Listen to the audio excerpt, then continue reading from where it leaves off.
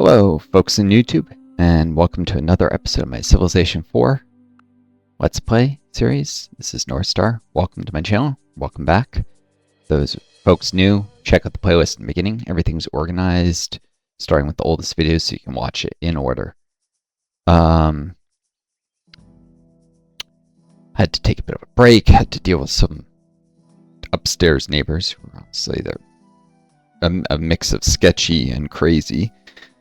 These are the sketchy guys managing to lock themselves out of the apartment, and landlord on me show them where a lockbox was, but then they couldn't figure out how to work it. It's like, I'm not gonna help it. It's like, I could have shown them how to work, but I cannot afford to upset the landlord. I don't know how this guy seems nice enough, but though I did hear him kind of come down, these guys, which I never heard a word in anger towards me. He seems to like me more, though. Perhaps because of a shared medical background. I was an EMT and on the verge of becoming a physician. I was disabled long COVID. Anyways, got a snack. Running out of energy because with long COVID, I mean, that happens. I sometimes have to lie down for like an hour or two in bed, and then I get a little more able to work because, you know, no workplace is going to let you work for like an hour and a half or 2 hours and then rest for an hour before you work for another hour. But my energy levels long COVID, that's what I have to do. Wait, oh, the scout must have just finished. Okay, fortification bonus 15%. Yeah, he just finished healing. 1, 2, 3, 4. You know what? Maybe we have the scout in the city now. Here mainly you can provide emergency backup. Like the scout in the city and put a warrior here, double up, so that if the warrior gets defeated, well, if a warrior wins but is badly wounded and then another barbarian comes up the fog, it's barely matters because I'm probably not going to suffer any barbarians this particular moment, but looks like I'm not paying unit costs, so good with number of units. Sorry, the cough. So if those who missed me saying this before, maybe I skipped over it, maybe you're new to the channel. I am trying to figure out if you want to watch the series. I'm disabled long COVID. I always think most quickly. I get sidetracked. I apologize. Also, I'm desperately trying to get my YouTube channel, grow it to where I can monetize it, get sponsors.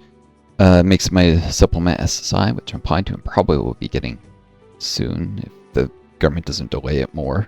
But the medical assessment went well enough. Doctors seem pretty clear, yeah, in agreement that, I mean, they can't say it, but did everything short of saying it, of indicating that, yeah, they agree. It's clear I'm too sick to work. Although you can get some bureaucrat who decides to know better than doctors. Unfortunately, their garbage system. I got screwed out of SSDI, which cares, I think, wow. I got screwed out of SSDI, which is a different program than SSI, because, I was going to say cares less, but I think you still have to be disability qualified either way, but it's the same process. It wouldn't have been any easier to prove that, but so still could have bureaucrats causing issues. Because I spent 6 out of 10 years of the qualifying period, because I was disabled very young at 31 in college. You know, my senior year of college, 21 to 22. That's a normal age to be in college, and then 5 years in grad school, because 3-year masters should have been 2 years. That was the original plan, but a lab shut down, ran out of money. Not my fault. So because of research, it became 3, and then going back to grad school later for 2 years for 2 degrees, which I was on track to complete until I got disabled on COVID. Because after the first masters, especially with the delays in research and the second lab not being very good, not giving me any publications, because the guy in charge of it was a real asshole, so I would have never chosen to work with if I wasn't desperate. Wasn't getting to med school, so I had to go back to grad school for special masters, and I threw in another one just for job security. Since when I had any time, it made it harder but I was still able to keep straight A's. I'm number 2 in soldiers now. I guess the AI doesn't have that many. Number 2 in crop yield. I'm starting to climb some of these ranks. Anyways, I need to be able to get eventually some money from YouTube to supplement SSI, though for every $2 earned, they'll cut SSI benefits by $1, but so I'm a little less marginal and barely able to survive. And with the able accounts, which lowering the age limit for effective 2026 January 1st, this was a lot. I think it was passed a number of years ago, but with a lead time, I think before Trump came to power. To change the age limit on this, or maybe it was, I don't know. Maybe it was Republicans, who knows? But sometimes Republicans can actually do things from certain states that have a lot of people on Social Security to help with that system. But there are others who are in the pockets of billionaires who want to screw the system over. Which works because they can screw over people not being able to get benefits, not make it so that it's crappier to be on the system, so people do anything possible to avoid being on it, then there's going to be less money going out and less pressure to raise the contribution cap to payroll tax. Because you only contribute, like, out of the first, I think it's like $250,000 of your income, nothing after that is taxed with payroll tax. There's pressure to raise it that would obviously affect billionaires and even just multimillionaires, so they oppose it. If we lift the cap altogether, it'd be like a 5% tax raise on the billionaires. They don't want that, and they're worried about that, so they try and make the benefits keep getting cut. But the way politics go in the US, I'm not even sure, even if I could get that money, I'm not sure I'd be able to survive long term. A number of medical issues, which under Medicaid get crappy care, including jaw pain, which I'm taking aspirin for right now. Baby aspirin, I take one a day because long COVID comes with a higher risk of clotting. This somewhat reduces the chance of having a catastrophic heart attack due to long COVID, which happened. People with long COVID have about 1% chance of a heart attack or stroke a year. Now, strokes can be hemorrhagic or they can be obstructive. Aspirin makes the risk of obstructive or whatever, ischemic strokes, whatever the clot's blocking blood flow less, but increases the risk of hemorrhagic, unfortunately. Still, it's a net decrease in my chance of dying in my 30s, so I'll take the aspirin. Because I have the medical knowledge to know it would be helpful. I have not actually had a doctor specifically recommend this, but I had doctors recommend some nutritional supplements are supposed to help with long COVID brain fog, so I doubt if I explain the rationale. It's just such a simple thing of a baby aspirin to reduce risk of heart attack, which old people do all the time. They're not going to object to it. Most cultures, civs in the world. I was trained, typical physician. I know a lot of medical sciences, know the actual biochemistry behind why aspirin reduces the risk of clotting, which can actually be a problem in that clots can sometimes form too slowly with like a hemorrhagic stroke. But okay, I'm only number 5 in culture. Great. So, anyways, with the political situation with the U.S. tending towards authoritarianism, maybe even fascism, which is not all authoritarian systems are fascist. All fascist systems are authoritarian. Trump putting troops in cities, coming after political opponents with weaponizing the Justice Department, the whole ICE nonsense. It's a dangerous situation. I'm hoping I can get my YouTube channel to where I can even earn enough money that I can... Some countries you can move to with a special type of work visa for self-employment. Most countries won't let you do it if you're like a YouTuber, but a few will. Then I can move to whatever country, try and get citizenship, so that if somehow like YouTube gets canceled because it's America owned, so Trump gets enough power in the US, he could start deleting YouTube channels he doesn't like, and I lose all that income. But try and become a citizen wherever, so that I can get disability benefits if that happens, and hopefully be able to survive in another country. But I won't be able to do that unless either leave the country like that, unless either A, YouTube gets where I can get a self-employment visa, which I'm not even earning any money yet, channel's tiny, so it's growing. Or B, some country decides to give Americans refugee status, which can apply for asylum, try and go to some country, because I am legitimately worried about political persecution. I worked as a political advisor in 2014, worked with the Democrats. That makes me a clear target. My YouTube channel, the leftist content, socialist content I do here, makes me a target. I'm almost certainly going to suffer political persecution if things get bad enough, so I have legitimate reason to seek asylum. And some countries, not all, but some countries, particularly the Nordic democracies, have signed on to the UN Convention for the Rights of the Disabled. If they've signed on to that and they give asylum to someone, then if they have a disability system and someone who's seeking asylum is disabled, they're legally required to give them access to the same disability benefits they would normally give their citizens or permanent residents. So like if Norway or Sweden does this, I could survive there. I may not have much money.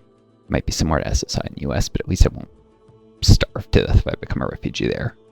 Whereas if it's a country that hasn't signed on the convention, I might be able to move the country with YouTube self-employment, but then I'll be a race to get citizenship before maybe Trump has my YouTube channel deleted and I lose all income and I'm not able to get disability benefits in that country if I'm not yet a citizen. It's a very good chance that I end up dead, almost dead, because of a disability they got because of a shitty behavior of a roommate who refused to take COVID seriously, would not quarantine in place when he got infected with COVID, crossed multiple state lines to come back from business trip home to apartment we were splitting, was a 2-bed, infected me. I got long COVID. This was right before the vaccine. Things were already starting to open up ahead of the vaccine, which was stupid and politicized, and Biden just doing it so that he had a political consultant told me he would do better in the 2020. The Democrats do better in the 2022 midterms if they like rush the opening up of the country. Biden went along with this. He pressured the CDC to give advice that led to an earlier opening up than was best for saving lives, and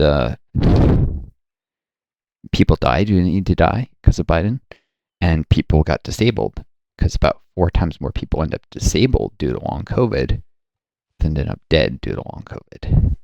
And I was disabled. Also, the roommate who wouldn't turn around, and I'm like, when he came home, I'm like, you just crossed multiple state lines, you lost your sense of smell, you know you've been exposed to COVID, go get a hotel so you don't get me sick and potentially kill me. He's like, no. I'm like, you idiot.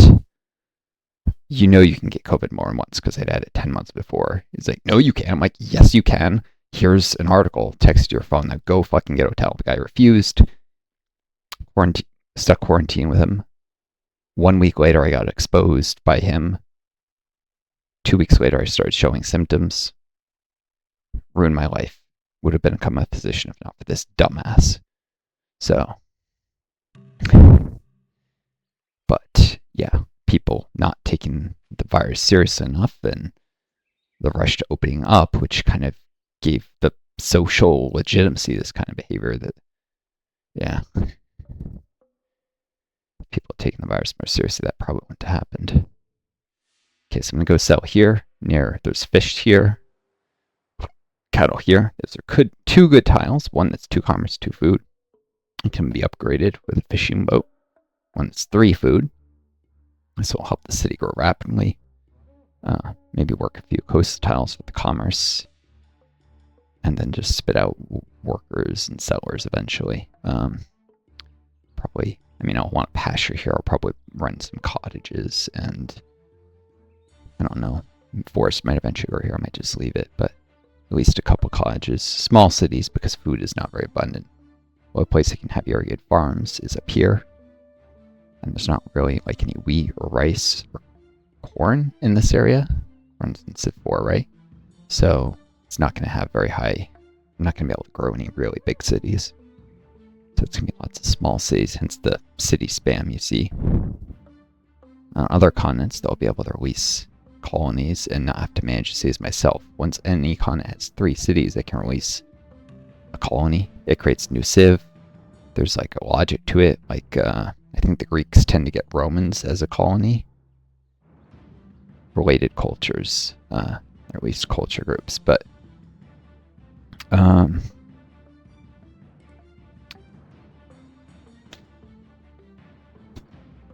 city here would be able to trade without any tech, but I'll go for this. It won't be too long until I have sailing. This is a better sea site.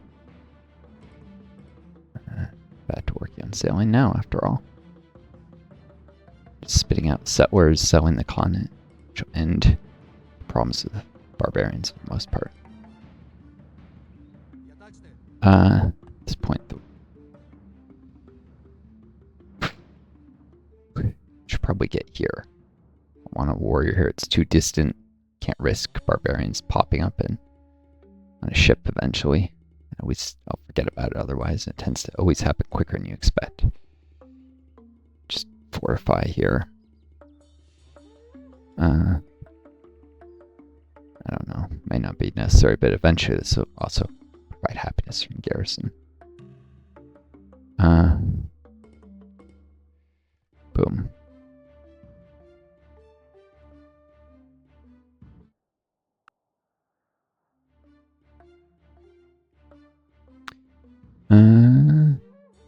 Oh shit.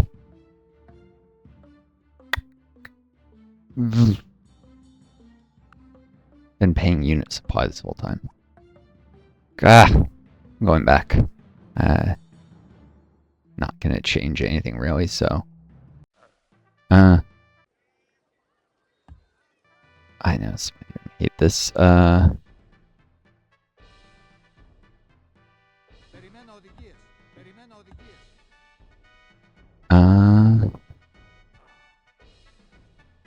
don't think any ram stuff happened.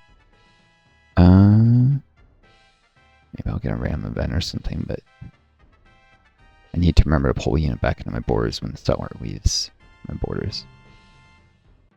So, otherwise, nothing I'd be changing.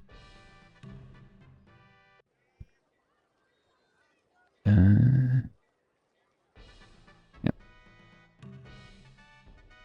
Wonder if like forest grew and I missed it. I don't think so, but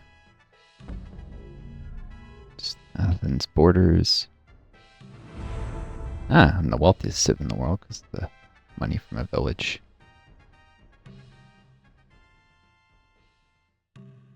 Which will translate into faster targeted teching.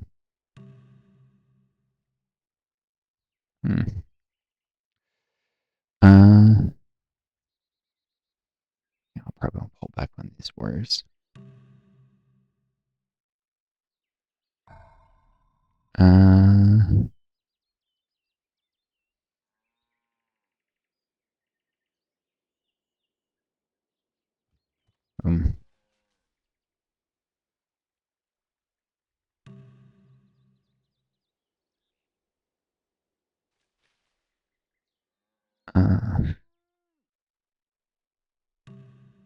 Alright. Doesn't really matter which where, I don't think. It's gonna be here, so we can go back here as soon as possible. Yeah, because, you know, -1 instead of -2 gold. Okay, now I can start moving that warrior. Here. While still having visibility on all the tiles, don't have to worry about barbarians spawning down there.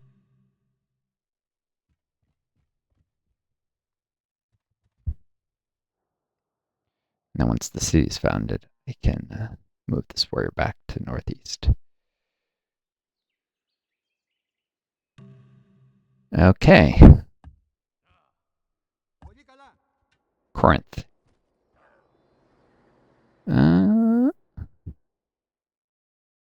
Heck with that, I'll just stick with the default name. Otherwise, I'll keep trying to name every time I do another city, it'll try and call it Corinth. Okay, warriors so the city can grow at least once. And this to make sure it grows. It runs the food instead of some other nonsense. And these guys back here. Now that won't cost me supply anymore. To the city maintenance. Alright.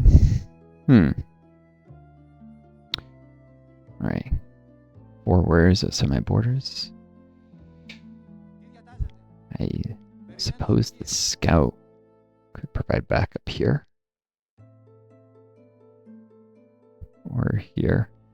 Doesn't really matter, but this is the most likely to incredibly slim odds. Have a warrior defeat both warriors and then scout can hold the position. The odds of that are slim to nil, but whatever. Minor optimizations.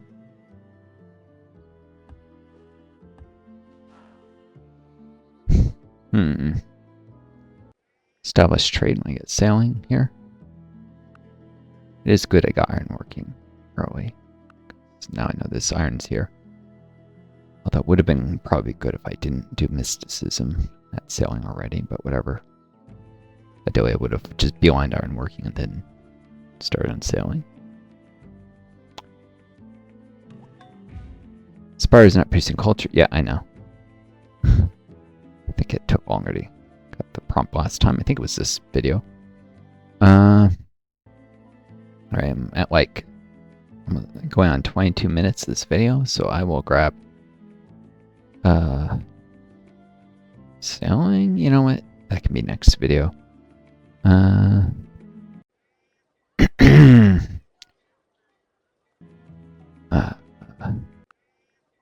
there a... Oh, there it is. The thing to switch what city I'm looking at. Double check everything's going reasonably. It is.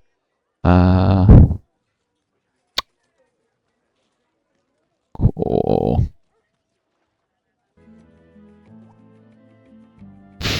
Let's save. Hope you all enjoyed this video. It's now 1870 BC. About to discover sailing. Sorry. This area is safe from barbarian spawning, and I am gonna settle the eastern part of the continent. Probably do some workers, develop things up a little. Maybe eventually adopt slavery after I clear some of these jungles and set farms here for some cities to do a little whipping. I'm gonna try and claim land on this northern continent. You can see there's coast here, detailed by the coloration, even though I can't see the tile. And I can already reach this without even having to expand culture, so by getting this ocean in my culture, galleys can cross when it's in my borders. So those 2 continents, we'll explore and then settle. Just release colonies to expand out. You know, typical Civ stuff. Expand, grow, develop. I hope you all enjoyed this video. Take care of each other. Be kind yourselves, and may you always find a guiding star to lead you home. Best luck, viewers. These crazy times, I hope it goes better for you than it probably will for me. Adieu, and best luck.